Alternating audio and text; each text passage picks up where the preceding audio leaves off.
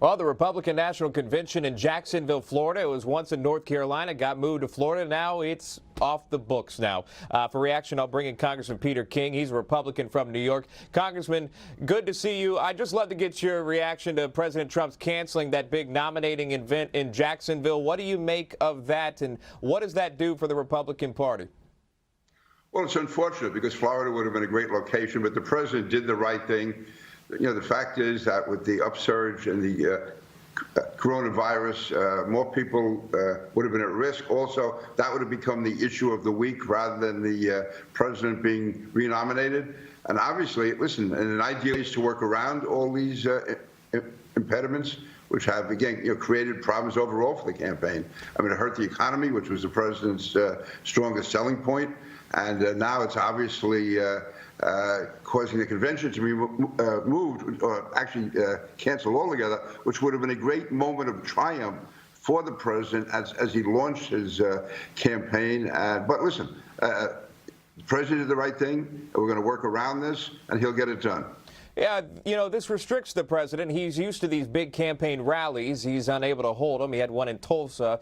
He had another one scheduled. That one got canceled. This would have been his coming out, if you will, of getting that support there in Florida. As you mentioned, he now can't do that, inciting coronavirus and saying it's just not the right time. What do you think this does for his base? Do you think they're loyal enough to understand that what we're going through, you may not see a big rally come November? Well, the president has the most loyal base of anybody in public office I've ever known. I mean, this is extraordinary, the depth of his support. Now, having said that, obviously, not only is it important politically for the president to have these large rallies, but he feeds off it. It's important for him personally. He gets the adrenaline going.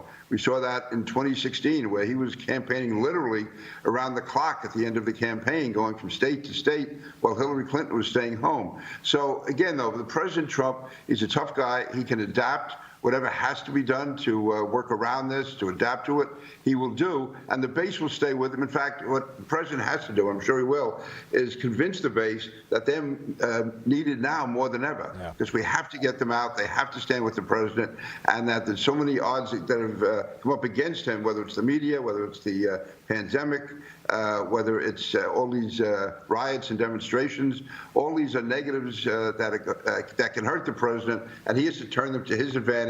And that's really, the base has to be a prime source of that support. Let's talk about the coronavirus relief bill, phase 4, if you will, that's scheduled to happen, votes on that rather. A big showdown underway over that next round of spending. There's a divide here, Congressman, of how much to spend, how long these benefits extend out. Republicans want $1 trillion. Democrats say no to that. Some Republicans say no to that. Some just say, hey, let's open the economy, let everyone get back to work. Where do you stand on that, sir? Yeah, I guess I don't try to be in the middle, but on this one I think I am, because coming from the Northeast, we've had actually devastating budget consequences. And I'm not talking about the big spending of the Democrats like Andrew Cuomo or Bill de Blasio. I'm just talking about basic costs that have been incurred.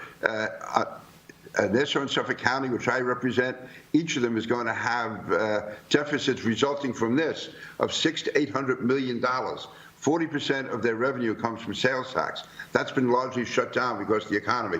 There's been extraordinary expenses. In my district alone, there's been more than 10,000 cases of coronavirus, more than 1,000 deaths. So we have to get money to the local governments. That, to me, is essential. So I will be fighting to have that included in the bill. I also think, though, that employers should have an immunity from liability. So long as they conduct themselves in a reasonable way, we can't have the economy open up and then have a rash of lawsuits coming and putting these companies out of business. So to me, those are going to be the two big issues, the compromise there.